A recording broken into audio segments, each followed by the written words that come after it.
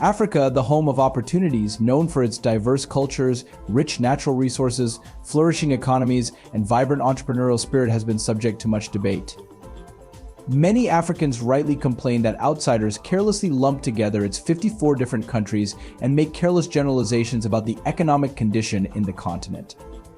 While these generalizations have become famous, the truth is, while some countries in Africa are becoming richer and more democratic, others are stagnant and, in worse cases, getting poorer and less democratic.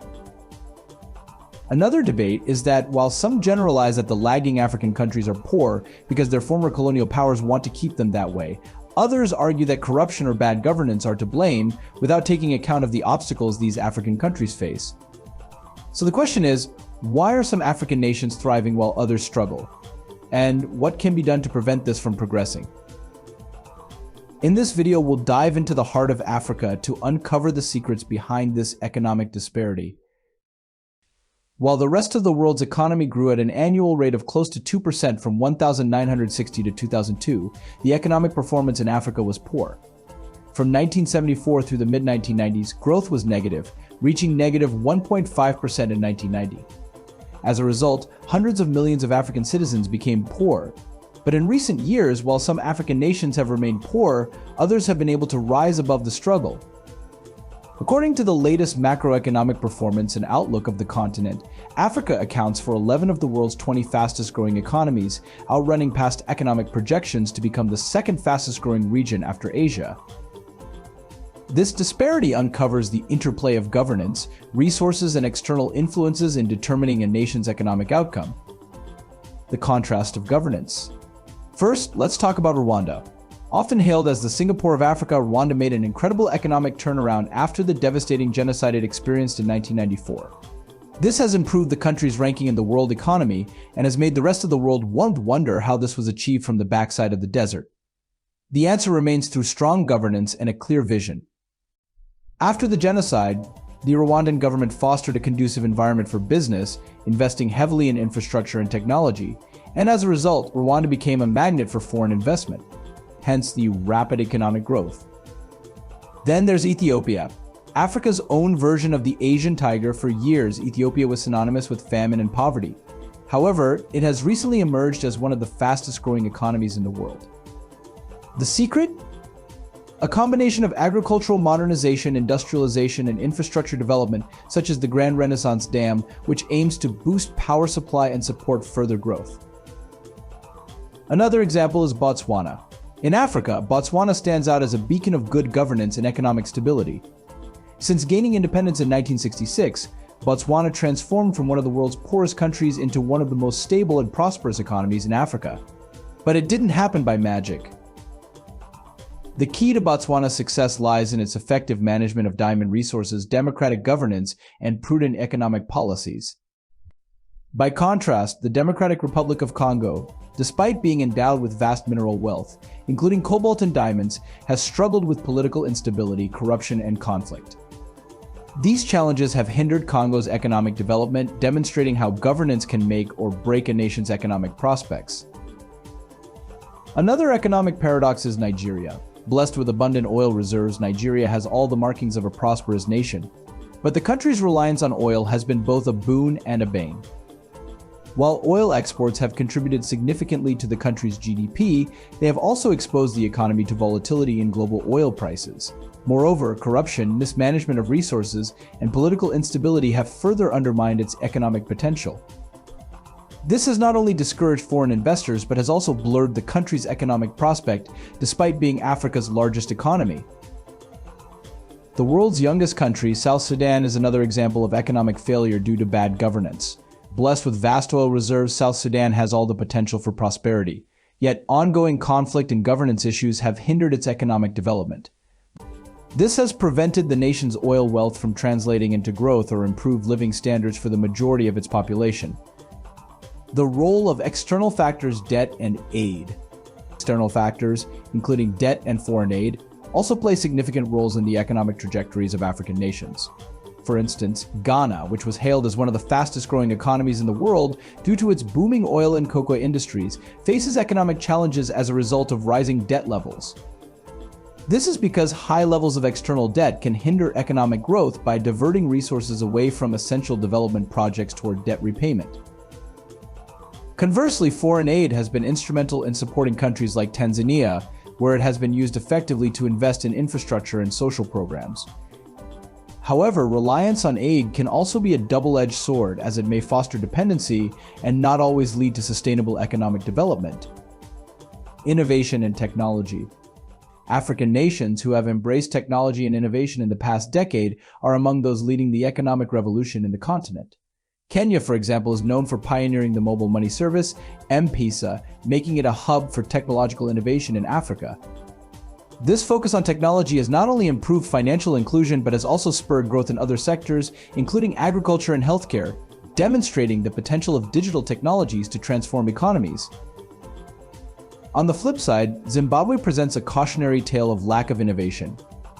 Once upon a time, Zimbabwe was known as the breadbasket of Africa due to its vast array of fruitful fields and natural resources. But in the early 2000s, due to lack of foresight and poor planning, Zimbabwe's economy took a nosedive. Land reforms intended to redistribute land led to a massive decline in agricultural production. And coupled with political instability and hyperinflation, Zimbabwe's economy crumbled. Successful economies worldwide have thriving innovation ecosystems that foster research, development, and the commercialization of new ideas. But many African nations lack the infrastructure, funding, and policies needed to nurture innovation. Take Nigeria, Africa's largest economy, for example. Despite its vast human and natural resources, it struggles to translate potential into tangible innovation outcomes. The absence of a supportive ecosystem for startups and researchers means that brilliant ideas often go undeveloped, leading to wasted opportunities for economic diversification and growth.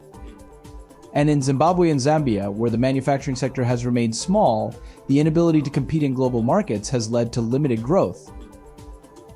Also, in places like Ethiopia and Uganda, where agriculture is the backbone, the sector still remains underproductive and stuck in traditional ways of farming. Lack of access to modern agricultural technologies such as precision farming tools, genetically modified seeds, and efficient irrigation systems means that farmers continue to face low yields and vulnerability to climate change. This not only affects food security, but also affects the agricultural sector's potential as an engine for economic growth. The impact of education and human capital. Also, for African nations to experience economic growth, the importance of investing in human capital cannot be overstated. This is what has made Mauritius, an island nation with limited natural resources, to become one of Africa's most significant success stories. Over the years, Mauritius has made huge investments in education and a diversified economy that spans textiles, tourism, and financial services, which has given it speed in its economic journey. Senegal is not left out in this. Similarly, Senegal's focus on education and its commitment to political stability and democracy have positioned it as one of West Africa's most promising economies.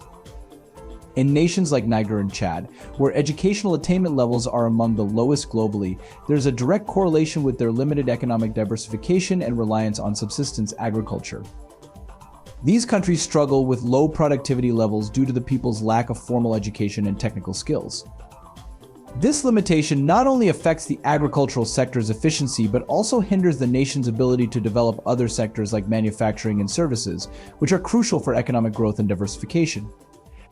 Countries such as South Africa and Nigeria, despite having more significant economic potentials, face high unemployment rates, partly due to mismatches between the education system outputs and the labor market needs.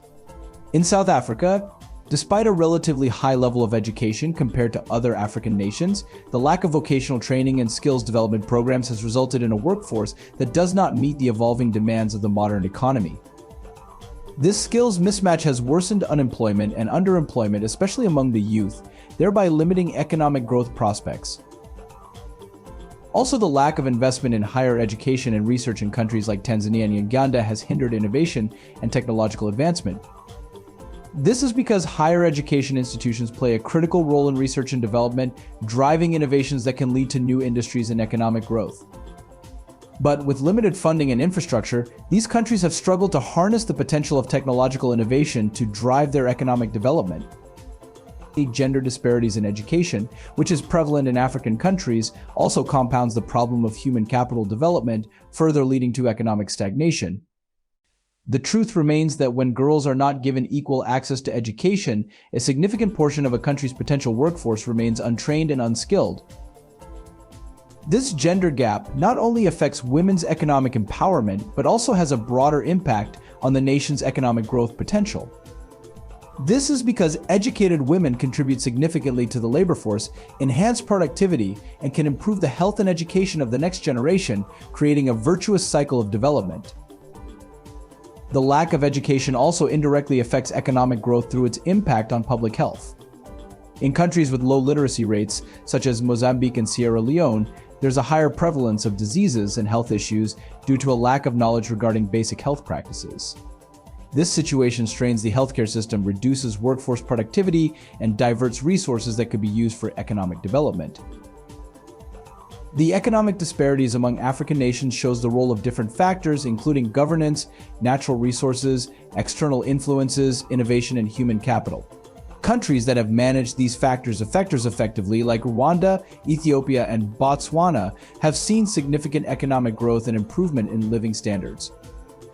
On the other hand, nations struggling with political instability, corruption, and poor governance, like Nigeria, Zimbabwe, South Sudan, and the Democratic Republic of Congo, have faced economic stagnation or decline. The future of Africa's economic development lies in embracing reforms, investing in people and infrastructure, and leveraging technological innovations to create inclusive growth. With the right policies and leadership, the lagging economies can overcome their hurdles, joining the ranks of Africa's thriving nations.